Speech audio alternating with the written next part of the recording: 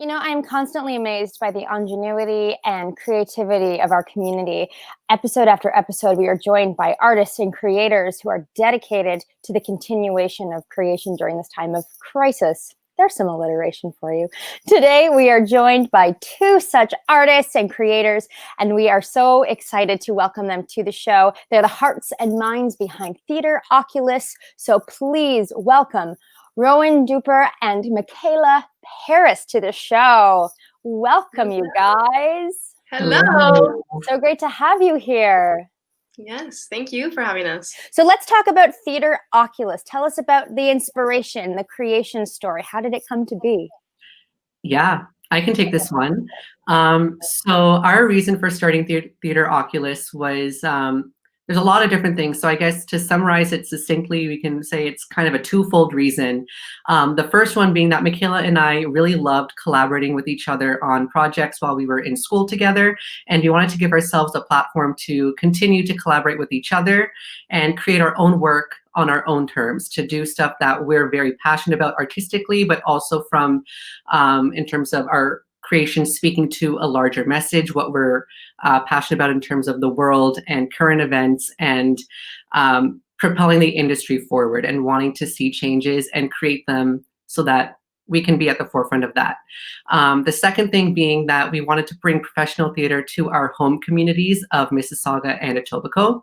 And I grew up in Mississauga, Makayla grew up in Etobicoke, and the only way we could ever really see professional theater, musicals, plays, dance, opera, all that fun stuff was to go downtown Toronto. And while it's not that far away, there is sort of a need for professional art in our communities. With them being more suburban and culturally underserved per se, we wanted to be like a community pillar for professional performing arts in our communities. That's wonderful, you guys. And that's absolutely something that emerging artists struggle with. Places want a body of work, but how do you get the body of work when you aren't given the shot? So tell us about the mandate of Theatre Oculus. Yeah, totally. So when we were creating our company, we wanted to make sure that we covered a bunch of bases. When we were having dinners together, when we were like developing the company, we talked about one show in particular, A Streetcar Named Desire at Soul Pepper, and we're like, wow, that was so amazing how they reimagined that piece in a way. Like it was just like very imaginative how like it was remade, like reimagined basically. And so we're like, that's so cool. And we were both realized that that's something that we really wanted to do. So when we talk about reimagining existing theater works, we want to reimagine them so that we can sort of bring in political issues, social issues like in it, and sort of like really get to the core of the work and reimagine it through our eyes as young artists, and really try to find new ways we can tell stories, making sure that we are, just being very thoughtful with our work. And and then of course we wanted it to be, of course, in Etobicoke and Mississauga, because these are our home bases, and bringing professional theater there. Another part of our mandate is that we want to uplift new generation artists. Rohan went to Cawthra Park and I went to Etobicoke School of the Arts. And so we really wanted to give back to those schools where we had a lot of art training and sort of grew our passion for music theater and the arts there. Mm-hmm. So we did a workshop, a digital audition workshop back in May, and sort of wanting to create new ways to give back to young artists. Yeah, you did. Yeah, you are. You guys are awesome. When I was giving you a goog and looking you up on the online, which is how you can tell I'm over 30, I came across your link tree, and I'm going to throw this up because I think that this is such a wonderful resource that you've put together that really aligns with the work that you're doing and the mandate that you've set for yourself. Why was it important? Well, tell us what is included in this, and why was it important to make these resources accessible and so easily available? I can jump in with this one. Yeah. So in our link tree, we have basically all the important things that you need to access information about Theatre Oculus. So we have stuff like linking to our blog posts, and anytime we have a call for artists, that'll be there. But we also have included certain resources that speak specifically to the Black Lives Matter movement, as well as ideas with decolonizing theater in Canada. And not just in a theater context, but also in a broader, just on a national scale context. So we have resources. One of them is called the Historical Genocide of Indigenous Peoples in Canada. There's another one, which is a podcast and article series about how we can decolonize theater.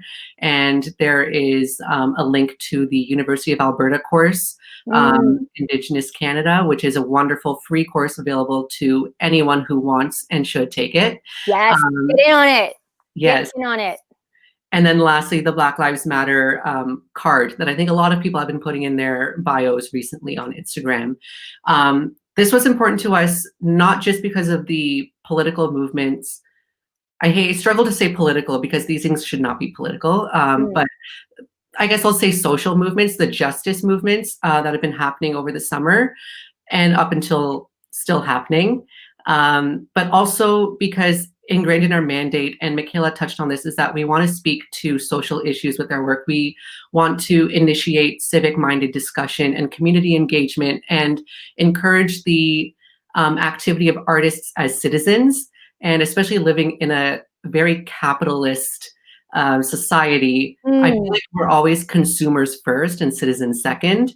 And it's important to remember that compassion and amplifying, which we'll get into later, and just like, you know, exchanging energy with human beings on a human level is kind of what is most important. And art in general speaks to that.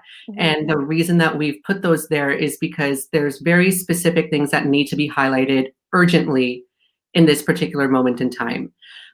We're very passionate about normalizing representation across various scopes of diversity. I'm a second generation Canadian with the South Asian background. So that's something that I'm very passionate about, because as someone who's been going to see theater since I've been 5 years old, the first time I ever saw myself on stage in a musical was when I was 21 years old. So it's kind of frustrating, but also much needed that we begin to normalize these conversations, that we begin to arm ourselves with the proper information to enter these conversations, because they need to happen even without those people in the room. And so this is a way that we can make those accessible to people who work with us, that people who don't work with us but are just our audience, that anyone who comes across our page can go there and see that this is something that is not just, we're not just passionate about it, but we need it to happen. And it's going to transform the way a lot of theater companies and organizations work. And I think that's something that we've been passionate about from the beginning and want to help further. So long story short at the end there. Hey, we got time. That's why we're here. You know, it gives me so much hope for the future of theater, having conversations with creators and leaders like the both of you. So thank you for the work you're doing. It's so important, and it really brings a lot of hope to where we're heading. And it's interesting, you said you didn't see yourself on stage until you were 21 years old. And that kind of goes into my next question, and continuing on that point. We've had an evolving conversation over the past few months on the show with our guests about representation and why it is so important, and representation in many forms. So I'd love to throw that over to the both of you, as this is such a strong point of the work that you're doing with Theatre Oculus. Can you— Oh gosh. Okay. So representation for me is super important, because it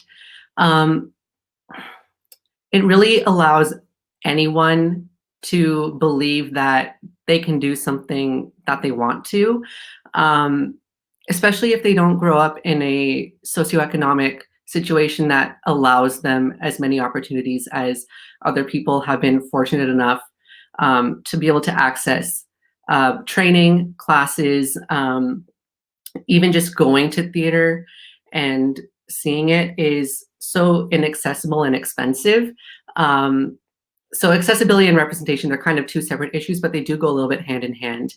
But it's important, I think, because the world is not just one thing. And it's important that the world be reflected in the work that we're seeing on stage, in the media, and that it's a diversity of stories that are being told with a diversity of faces. So it's not like, I don't want to just see stories about brown people wanting to flee the village. I want to see stories that are about just any kind of brown queer person living an everyday life. So like, why can't a story that is not specifically about a certain race, a certain culture, a certain gender, sexuality, still be told from that neutral standpoint where anyone can be cast in that? And I think that helps feed the narrative of making sure that young people of those diverse backgrounds feel like they are welcome, that they are invited, and not just because they have a passion for something that they're not being told this isn't for you, that they're being welcomed into it. I think that for me is what's most important. Yeah, and it's like, why, like, it's not the question of why, it's why not? And you already said that, Rohan, why can't this happen? And it's like, yes, like, and especially with what we're doing with theater and film and all of the media that is being created, all of these creative media outlets, and because we are on an online platform, we're more accessible to everyone. So it's like, it's just like, yo, why? Like, of course, and especially we live in Canada too, so everyone is here. So, and like in North America, and it's like, people want to see themselves in work. So, and on the screen, they want to have dreams, they want to do things with their life. Like, everyone wants that. So why are we just putting ourselves in little boxes and just keep feeding out these little weird boxes out to the world on a screen? And it makes absolutely no sense to us. And yeah, it's just that's a big one. Well, it's so beautifully put by both of you, and I thank you for your insight. And creatives, creators, I hope you're taking notes. I hope you're paying attention. Speaking of amplification, tell us about your upcoming collaboration with Creatress. We have Amplified coming up. So it's Theatre Oculus in partnership with Creatress. Now tell us what's coming up. Yeah, so we were super excited. The Creatress Amplified series has had 3 parts so far. So the first one was done by Creatress, and then the other 2 were done by Mrs. Productions. And so then Creatress came to us and asked us if we would like to get involved with part 4. And of course, we're like, absolutely, yes, please. So this is going to be a little bit different than the parts 1, 2, and 3, where they were amplifying sort of emerging artists' voices and creating new works of people about our age and older. And so because we wanted to go back to our mandate and bring a little bit of our mandate into the picture with uplifting emerging and next generation artists, we wanted it to be a mentorship program. So we decided to send out a call for submissions for children or young people between the ages of 14 and 19. So high school is sort of what we're targeting, or, anything between that. And we will be pairing 3 artists up with a mentor from the Creatress directory. So it means that emerging artists like ourselves have the opportunity to mentor, and young artists who, let's just note, do not have the best funding in their arts programs at high school anyway. So we're really excited to give young people an opportunity to create something and have it out there in the open, online, and get paid for it. It is very exciting. Yes. So it's very exciting. We're super pumped up about it. All of the applications were super exciting, and it was just so wonderful to listen to young people speak. And we were like, wow, these people are 15 years old, 14, 15 years old. Who raised you? You're incredible. You are just amazing. Yeah, we're super pumped up about it. So that's happening January 22nd, 2021. So Excellent. And we're going to bring Creatress on to join us to tell us more about that closer to the date. So be sure to come back for that. And going back to Makayla, what you were saying about looking at these younger artists going, what, how are you? I feel that way about the both of you.